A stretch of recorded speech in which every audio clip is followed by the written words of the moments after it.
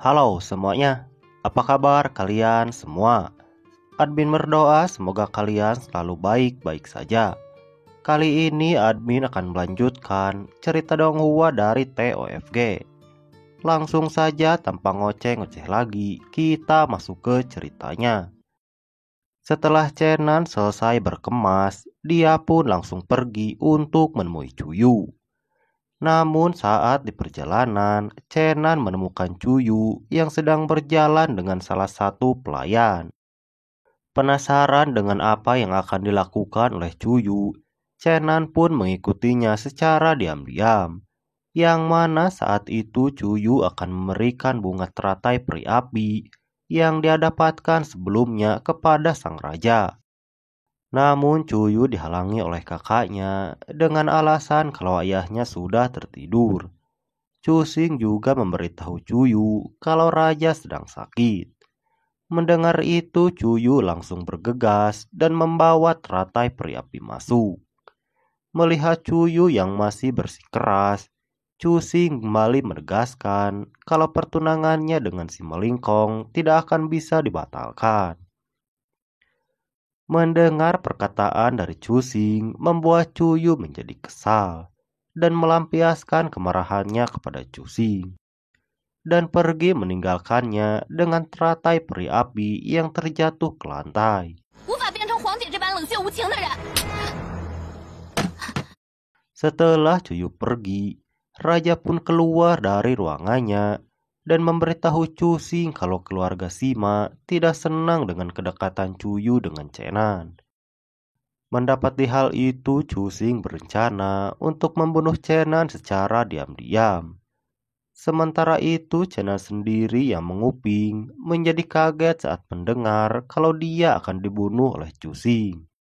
Chenan yang mengetahui kalau dia akan dibunuh langsung bergegas untuk mengambil busur Houyi dan membawanya pergi. Namun karena busur Houyi dijaga oleh dua penyihir, Chenan pun membagi tugas dengan si Dongdong agar bisa mendapatkan busur Houyi. Baru setelah itu si Dongdong langsung beraksi dan mengalihkan salah satu penyihir yang menjaga busur Houyi. Sementara Chenan langsung masuk dan mengambil busur Houyi secara diam-diam.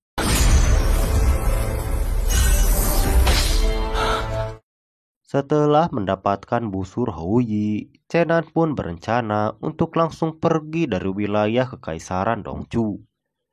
Namun saat dia akan keluar, datang Cuyu yang langsung menemuinya.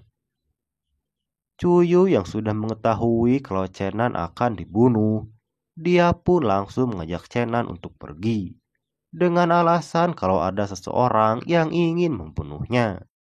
Mendapati hal itu, Chenan masih berpura-pura bodoh, seakan tidak mengetahui semuanya. Dengan itu, dia pun berpura-pura untuk berkemas terlebih dahulu. Namun saat dia berkemas, Cuyu melihat busur Houyi yang ada di tangan Chenan. Saat Cuyu melihat busur Houyi, Chenan pun tidak berpura-pura lagi dan mengatakan kalau dia akan pergi karena Cusing yang akan membunuhnya. Mendapati Chenan yang sudah mengetahui semuanya, Cuyu pun hanya tertunduk malu dan tidak mengatakan apa-apa. Di sisi lain, Cusing sedang memeriksa busur Houyi yang telah hilang dan bertanya tentang hilangnya busur Houyi kepada dua penjaga yang ada. Pada saat yang sama datang Huaqian dan Yuesia yang melaporkan tentang kepergian Cuyu dan Chenan. Mendengar itu, Cusing langsung memerintahkan mereka ke tempat Chenan berada. Sementara itu, Chenan sendiri juga sudah mulai bergegas untuk pergi. Namun saat Chenan dan Cuyu masih berdebat karena busur Houyi, datang si Melingkong dengan bawahannya, yang mana dia datang untuk menangkap Chenan karena si Melingkong yang sudah mengetahui kalau Chenan yang telah mengambil busur Houyi. Melihat Cuyu yang akan pergi bersama dengan Chenan, tentu saja membuat si Melingkong menjadi kesal. Terlebih lagi Cuyu memberitahunya kalau dia tidak mau menikah dengan si Malingkong. 要我留下与你成婚，我宁肯舍了这公主身份。玉公主，你 Tidak bisa menahan amarahnya lagi, si Malingkong pun langsung menyerang Chenan dengan tombaknya. Melihat itu, Chenan pun bersiap untuk menangkis serangannya. Namun pada saat yang sama Cuyu melangkah ke depan dan menghadang serangan si Malingkong sampai dia terluka karena serangan itu. Cuyu yang melindunginya, Chenan teringat kepada masa lalunya saat kekasihnya yang bernama Yushin mati di depan matanya sendiri untuk melindunginya dari serangan seorang laki-laki tua. Sementara itu si Malingkong yang kesal karena Cuyu yang terus melindungi Chenan, dia memanggil naganya untuk menyerang Chenan dan Cuyu. Melihat itu, Cuyu pun langsung memasang perisai energi untuk menghadang naga si Malingkong. Cuyu juga menginstruksikan Chenan untuk lari secara terpisah. Namun Chenan tidak mau mengulangi masa lalunya dan langsung membunuh naga si Malingkong dengan busur Houyi. Di sisi lain, Cusing dan bawahannya melihat ledakan energi dari busur Houyi. Dia langsung menebak kalau itu adalah Chenan.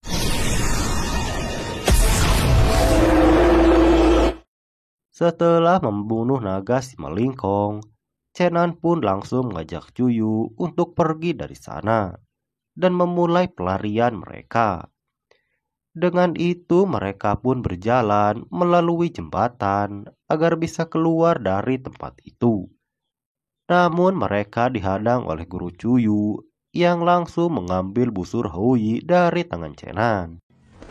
Setelah itu Chenan pun ditarik dari jembatan dan pergi meninggalkan Cuyu bersama dengan si Dongdong. Pada saat yang sama si Malingkong dan teman-temannya juga datang untuk mengejar mereka.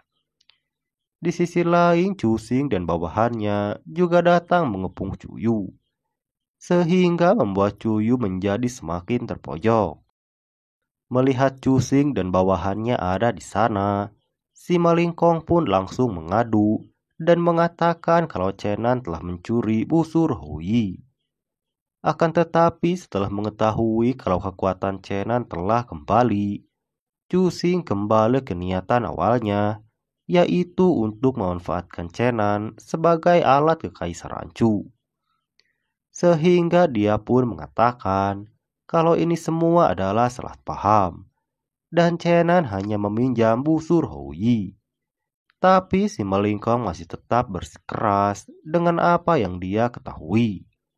Mendapati hal itu, Cusing pun menjelaskan kalau raja sudah mengetahui jika Chenan bisa mengendalikan busur Houyi. Mendengar penjelasan dari Cusing, bawahan si Malingkong pun mulai mengagumi Chenan dan mulai berdiskusi di belakang si Malingkong. Jelas saja hal itu membuat si Malingkong menjadi kesal karena mereka yang tidak memberinya wajah. Di sisi lain, Chenan dibawa ke satu ruangan oleh kakek monster tua untuk menerjemahkan buku yang ingin dia pelajari. Setelah Chenan selesai menerjemahkan buku yang dia inginkan, monster tua memperkirakan kalau Chenan sudah mengetahui semua isi dari buku kuno itu. Saat mereka berdua sedang berbincang, datang Cusing dan Cuyu untuk menemuinya dan mengambil kembali busur Houyi yang telah diambil oleh Chenan. Saat itu Cusing juga menawari Chenan untuk tinggal di kekaisaran dan mengendalikan busur Houyi. Dengan itu Chenan juga bisa memimpin 10.000 pasukan.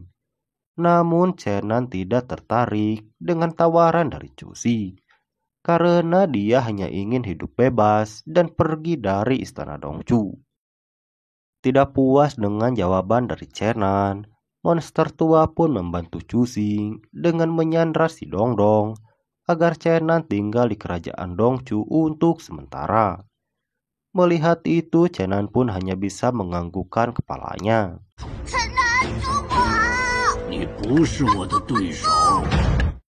Saat Chenan kembali ke rumahnya, sudah ada banyak hadiah yang dikirim oleh Cusing untuknya. Ada juga beberapa penjilat yang datang dengan harapan bisa mendapat beberapa keuntungan dari Chenan. Sama seperti sebelumnya, Chenan pun tidak tertarik dan langsung masuk ke dalam rumah. Di dalam rumah, Chenan hanya bisa berbaring sambil berpikir. Tapi pada saat yang sama ada sebuah belati dengan surat yang menempel di dinding, yang mana surat itu dikirim oleh Cuyu. Setelah itu, Chenan pun menemui Cuyu di gerbang masuk Manison Ksatria. Cuyu juga mengusulkan sebuah rencana agar mereka berdua bisa bebas, yaitu dengan cara pernikahan palsu, yang mana Chenan harus melamarnya saat acara perjamuan dalam ulang tahun raja di depan para menteri dan utusan kerajaan lain.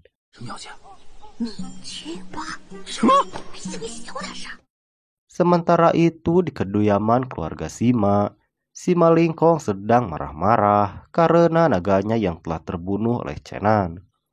Melihat itu, ayahnya yang bernama Sima Changfeng menenangkan Sima Lingkong yang tidak terkendali. Setelah itu, Changfeng memberikan naga baru yang ia dapatkan dari seorang bangsawan. Sekilas naga ini mirip dengan naga yang dimiliki oleh pedagang Doma yang ingin mencuri busur Houji tempo lalu. Di sisi lain terlihat rombongan utusan yang dipimpin oleh Tuan Muda Renjian dan pedagang Doma yang telah sampai ke kerajaan Dongju, yang mana mereka dikawal oleh dua ksatria naga yang ada di belakangnya.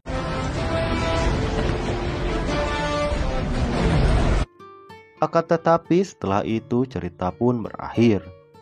Lalu apa yang akan terjadi selanjutnya? Saksikan kelanjutannya di part berikutnya. Dan pastinya hanya di channel ini ya sob. Nah, segitu dulu alur cerita TOPG episode kali ini. Jangan lupa tinggalkan bacotan kalian di kolom komentar agar channel ini bisa terus berkembang, dan sampai jumpa di video selanjutnya.